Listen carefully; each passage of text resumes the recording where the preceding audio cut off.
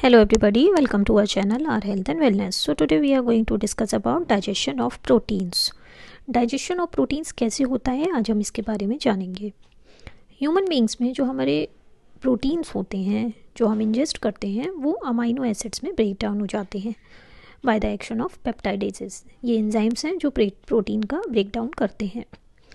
प्रोटीएसेस एक inactive proenzyme की form में सिक्रीट किए जाते हैं ताकि हमारी गट की, हमारी एलिमेंट्री कैनाल की म्यूकस मेम्ब्रेन प्रोटेक्ट हो सके, ताकि उसकी हाइड्रोलिसिस ना हो.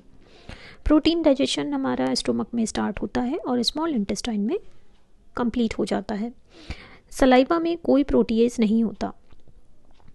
स्टोमक की बात करें तो स्टोमक में जो प्रोसेस होती है अब हम उसके बारे में डिटेल में डिस्कस करेंगे. फूड में जो हमारा फूड है होता क्या है कि स्टोमक में उसमें मैकेनिकल चेंजेस भी होते हैं और केमिकल चेंजेस भी होते हैं. मैकेनिकल चेंज की बात करें तो जो हमारे स्टोमक की वॉल है उसमें पीरियोडिक मस्कुलर कॉन्ट्रैक्शंस होते हैं जिसकी वजह से फूड की चर्निंग होती है, उसका ब्रेक डाउन होता है, मैकेनिकल ब्रेक डाउन होता है और वो गैस्ट्रिक जूस से पूरी तरह मिक्स हो जाता है ताकि हमारे एंजाइम्स उस पर वर्क कर पाएँ. जो कार्डियक और पाइलोरिक इंस्फिंक्टर्स होते हैं वो बंद होते हैं during churning of food. Cardiac inspector वो होता है जो ईसोफेगस से स्टोमक की ओपनिंग गार्ड करता है और जो ओपनिंग स्टोमक से ड्यूडेनम की तरफ जाती है वहाँ पर पाइलोरिक स्फिंक्टर होता है. अब जानेंगे केमिकल चेंजेस क्या होते हैं. स्टोमक में क्या होता है कि फूड गैस्ट्रिक जूस से मिक्सड हो जाता है. गैस्ट्रिक जूस में म्यूकस होता है, इनएक्टिव प्रोटीएसेस होते हैं जिसको हम पेप्सिनोजिन कहते हैं और प्रोनेनिन कहते हैं. इसके साथ ही साथ हाइड्रोक्लोरिक एसिड भी होता है. अब हाइड्रोक्लोरिक एसिड के क्या फंक्शंस होते हैं उसके बारे में जानेंगे. हाइड्रोक्लोरिक एसिड बहुत सारे फूड प्रोटीन्स को डीनेचर कर देता है. उनके जो पेप्टाइड बॉन्ड्स हैं उनका एक्सपोजर पेप्सिन की तरफ हो जाता है ताकि वो एक्ट कर सके, उनका पेप्टाइड बॉन्ड ब्रेक डाउन कर सके, जिसकी वजह से क्या होता है पेप्सिन का एक्शन फैसिलिटेट हो जाता है. उसका गैस्ट्रिक जूस की वजह से पेप्सिन का एक्शन ईजी हो जाता है. हाइड्रोक्लोरिक एसिड फूड को सॉफ्ट कर देता है. जो हमारे सेल्स होते हैं, जो फूड मटेरियल है उसमें जो सेल्स हैं उनका जो सीमेंट मटेरियल है जो एक दूसरे को बाइंड करता है एक दूसरे सेल्स को, उसका ब्रेक डाउन करता है.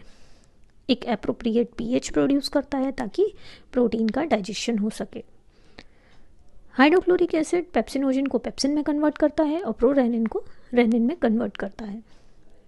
हाइड्रोक्लोरिक एसिड फूड का डिसइंफेक्शन करता है. जो भी हमारे फूड में बैक्टीरिया आ जाते हैं साथ में उनका डिसइंफेक्शन मतलब उनको किल कर देता है. जो हमारे सलाइवरी एंजाइम्स मिक्स होके आते हैं फूड पार्टिकल्स में उनका एक्शन स्टॉप कर देता है हाइड्रोक्लोरिक एसिड.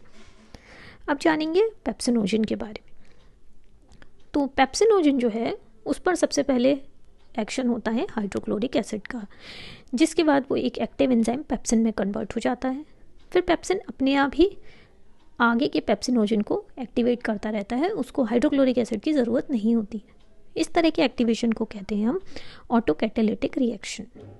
पेप्सिन प्रोटीन्स को पार्शियली हाइड्रोलाइज कर देता है इनटू प्रोटियोसिस एंड पेप्टोन्स, और ये सब होता है स्टोमक के एसिडिक मीडियम में जिसकी वैल्यू होती है पीएच वैल्यू होती है 1 to 2.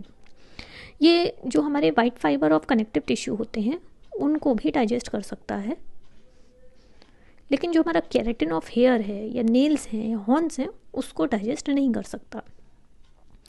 अब हम जानेंगे प्रोरेनिन के बारे में. तो प्रोरेनिन सबसे पहले हाइड्रोलाइज होता है हाइड्रोक्लोरिक एसिड के through into an active enzyme जिसको हम रेनिन कहते हैं. रेनिन हाइड्रोलाइज करता है हमारी सॉल्युबल मिल्क प्रोटीन केजीन जो होती है उसको पैराकेजीन में एंड वे प्रोटीन में.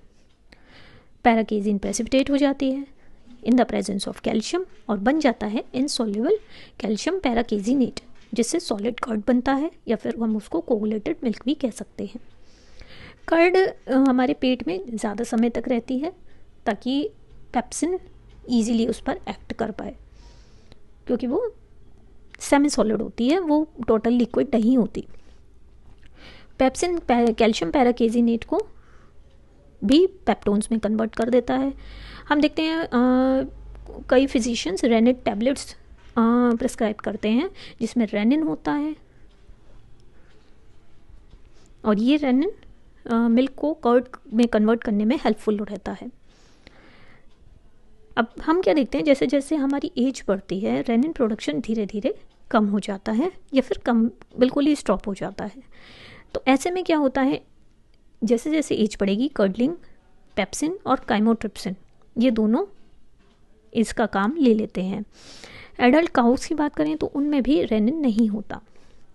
अब हम बात करेंगे काइम की। काइम क्या होता है, तो जो थिक एसिडिक मिक्सचर होता है गैस्ट्रिक जूस और सेमी डाइजेस्टिव फूड का जो स्टोमक में बनता है उसको हम काइम कहते हैं।